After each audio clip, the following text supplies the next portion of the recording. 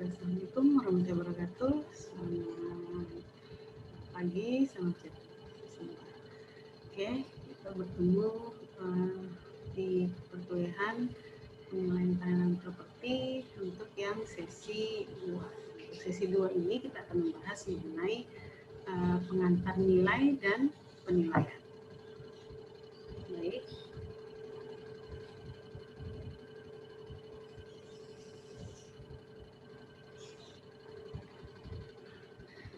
Nilai secara umum mempunyai arti yang sangat luas. Nah, di sini bahwa nilai tanah merupakan nilai atas sebuah tanah, baik yang dibatasi luasnya, diukur beratnya, ataupun yang mampu dihasilkan atas tanah tersebut. Dengan demikian, nilai di sini tidak dapat dilepaskan dengan nilai pasar. Sehingga untuk lebih fokus, maka nilai dalam hal ini merupakan salah satu wujud dari nilai pasar. Pada mata kuliah penilaian tanah dan properti, nilai yang akan kita bahas adalah dalam konteks nilai yang terkait dengan barang dan jasa, dalam hal ini tanah itu sendiri. Maka dari itu, jika pengertian nilai difokuskan pada suatu barang dan jasa, maka pengertian nilai akan menjadi lebih fokus atau mengarah pada makna, arti, fungsi, dan manfaat atas suatu barang dan jasa. Perlu diingat bahwa nilai tanah yang kita bahas barang dan jasa di sini adalah berupa nilai tanah. Misal nilai tanah, maka nilai tanah yang dimaksud di sini adalah nilai atas sebuah tanah yang dikuasai, baik itu dibatasi luasannya maupun sumber dayanya yang terkandung di dalamnya maupun hasil nilai tanah tersebut. Berikut definisi nilai menurut para ahli. Pertama ada Springer. Nilai tanah adalah suatu tekanan yang dijadikan panduan oleh individu untuk menimbang dan memilih alternatif keputusan dalam situasi sosial tertentu. Kemudian menurut Lewis, nilai tanah dibagi menjadi dua macam oleh Lewis, yaitu terdapat pada nilai intrinsik yang merupakan nilai yang semulanya sudah bernilai. Yang kedua adalah nilai instrumental, di mana nilai merupakan hasil dari suatu aset, hasil dari sesuatu akibat digunakan sebagai sarana dalam mencapai suatu tujuan. Jahiri 199, nilai adalah harga, makna, isi dan pesan, semangat atau jiwa yang tersurat dan tersirat dalam fakta, konsep, teori hingga bermakna secara fungsional. Kita lihat, namun pengertian dari nilai dari beberapa pakar tersebut menunjukkan bahwa pemaknaan nilai ini sangat tergantung dari sisi mana kita melihat atau menjadi fokus kita. Dengan demikian, nilai di sini tidak dapat dilepaskan dari di awal tadi, yaitu nilai pasar. Jadi para pakar dari pengertian-pengertian yang disampaikan oleh para pakar, kita dapat menunjukkan bahwa nilai yang dimaksud adalah tidak jauh dari nilai pasar. Ciri-ciri nilai, pertama yaitu bermanfaat. Itu suatu barang atau jasa ketika mampu menghasilkan manfaat bagi manusia sudah tentu menjadi bernilai. Kemudian suatu bidang tanah di perkotaan misalnya sangat bermanfaat bagi pemiliknya sebagai tempat tinggal. Bisa juga sebagai kegiatan usaha perdagangan hingga bidang tanah tersebut memiliki nilai. Kedua adalah kelangkaan. Nilai tanah kelangkaan itu jika suatu barang dan jasa jumlahnya atau ketersediaannya terbatas pada satu sisi dan sisi yang lain membutuhkan atau permintaannya semakin banyak, maka barang dan jasa tersebut akan bernilai semakin tinggi. Dalam konteks tanah sebagai ruang, kualitas atau luasan tanah di muka bumi ini relatif tetap. Sedangkan pada sisi yang lain, setiap orang membutuhkan tanah. Oleh karena itu, nilai tanah semakin lama akan semakin meningkat. Selanjutnya adalah ciri nilai dapat dipindah tangankan. Nilai suatu barang atau jasa juga dapat dilepaskan dengan kondisi atau keadaan yang terkait dengan transfer atau pindah tangan. Apabila suatu benda tidak dapat dipindah tangankan, yang maknanya hanya dapat dimiliki oleh seseorang atau tidak dapat dimiliki oleh orang lain, maka nilai barang tersebut cenderung akan tetap akan sangat dimungkinkan akan turun nilainya. Beda dengan suatu barang dapat dipindah tangankan, maka nilainya pasti akan terus meningkat. Contohnya adalah misalnya tanah pertanian.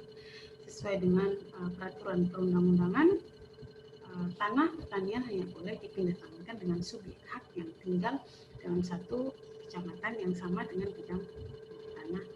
Ini jelas di peraturan pemerintah. Kemudian harga, biaya, nilai.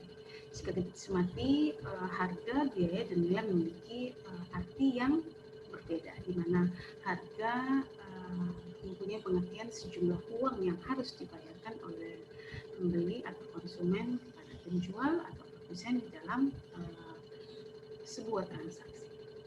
Kemudian harga adalah sejumlah uang yang harus dikeluarkan untuk mendapatkan atau memproduksi suatu barang dan jasa. Kemudian nilai itu sendiri adalah seberapa besar atau pantas dibayarkan untuk sebuah barang atau jasa sesuai dengan fungsi dan manfaat. Selanjutnya ragam nilai. Nilai itu dibedakan menjadi nilai potensial, di mana nilai atas sebuah potensi benda pada masa yang akan datang. Sementara nilai modal adalah nilai yang merupakan hasil dari usaha untuk memperoleh sesuatu. Nah, untuk selanjutnya adalah nilai pasar wajar. Nah, ini adalah nilai yang merefleksikan transaksi yang wajar antara penjual dan pembeli. Yang selanjutnya adalah nilai sentimental. Ini terkait dengan sebuah nilai yang bukan didasari oleh kondisi pasaran atau sebuah barang atau jasa, namun lebih banyak disebabkan oleh rasa yang dimiliki oleh seseorang atau penjual yang mungkin juga yang dirasakan oleh si pembeli. Kemudian nilai tukar adalah nilai atas dua buah barang atau lebih yang akan saling dipertukarkan dan dianggap mempunyai nilai yang sama. Tadi adalah nilai, selanjutnya adalah penilaian. Secara umum, penilaian merupakan suatu kegiatan yang dilakukan oleh seorang penilai dalam memberikan suatu opini, nilai, dan suatu barang atau jasa tertentu. Jadi penilaian adalah berupa kegiatan yang dilakukan oleh seseorang. Namun dalam arti khusus, penilaian adalah suatu kegiatan menilai terhadap suatu aset yang berupa barang atau jasa berdasarkan gabungan antara seni dan ilmu pengetahuan untuk memperkirakan besaran nilai atas suatu ketertarikan yang melekat pada barang atau jasa dalam upaya tujuan tertentu, waktu tertentu, dan tidak meninggalkan pula karakteristik aset tersebut. Jadi penilaian adalah suatu kegiatan menilai atau memberi opini atas suatu aset atau barang dan jasa berdasarkan penggabungan antara seni dan pengetahuan. Selanjutnya faktor-faktor yang mempengaruhi nilai properti. Yang pertama adalah faktor penawaran. Faktor ini dianggap sebagai faktor yang sangat luas dan menyeluruh, di mana dampaknya meliputi faktor-faktor yang lain juga. Kemudian jika penawaran properti di pasaran tetap, sedangkan permintaan bertambah, maka properti tersebut pasti akan tinggi. Begitu pula sebaliknya, jika permintaan tetap, sedangkan penawaran bertambah, maka nilai properti tersebut pasti akan menjadi turun. Faktor kedua adalah faktor fisik properti. Nah, faktor ini dipengaruhi oleh jenis dan penggunaan properti, kemudian ukurannya, bentuknya, serta desain dari konstruksi fisik properti tersebut. Ketiga adalah faktor perletakan atau lokasi. Faktor ini antara lain properti terletak di tempat yang tinggi atau yang rendah, di di lereng bukit atau di tepi sungai, kemudian di tengah atau di pojok perumahan, dan lain sebagainya. Inilah terkait dengan lokasi. Kemudian apakah properti tersebut berada tepat terletak di tempat yang rendah, misalnya daerah rawan terhadap banjir, atau bila dibangun diperuntukkan untuk pengurukan tanah, dan ini tentu memerlukan biaya yang tinggi. Kemudian kedudukannya seperti misalnya di lereng-lereng bukit atau di sungai, jika menyebabkan sebuah properti mempunyai pemandangan yang lebih menarik. Oleh karena itu nilainya mungkin akan lebih tinggi daripada properti di sekitarnya. Selanjutnya adalah faktor politik atau kebangsaan. Ini juga mempengaruhi nilai. Faktor kenegaraan yang dimaksud di sini adalah faktor ekonomi, sosial, dan politik negara, di mana secara tidak langsung akan mempengaruhi nilai properti.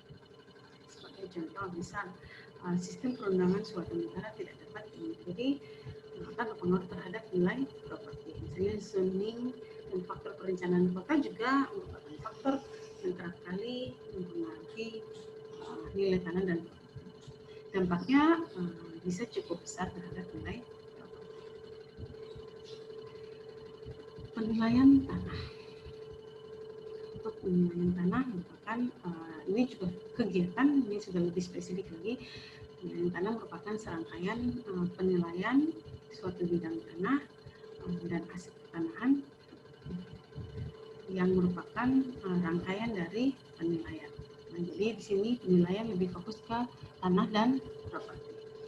Penilaian tanah merupakan proses menilai suatu bidang tanah yang meliputi proses perencanaan, kemudian pemodelan, survei, pengumpulan data, pengolahan data, kemudian merumuskan hasil, penggunaan, serta pelaporan dan pertanggungjawaban hasil dari penilaian dalam rangka untuk melakukan estimasi ukuran finansial dan ekonomi dari suatu objek yang dinilai.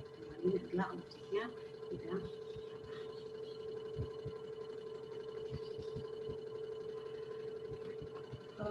Penilaian tanah menurut Undang-Undang Nomor 12 Tahun 1994 tentang Perpajakan Bumi dan Bangunan dibedakan atas 3 pendekatan. Ini pendekatan kitab pasar, pendekatan biaya, dan pendekatan kapitalisasi pendapatan. Lebih jelas ini nanti kita akan pelajari di sesi ketiga terkait dengan pendekatan penilaian tanah. Selanjutnya sedikit terkait dengan pengertian properti. Properti dalam terminologi akuntansi adalah aset atau aktiva, namun demikian tidaklah sama secara mutlak karena properti mempertimbangkan faktor yang berupa legal hukumnya, dalam hal ini legal juridisnya, dalam hal ini kepemilikannya. Properti dibagi menjadi 2 kelompok besar, yaitu real property maupun personal property.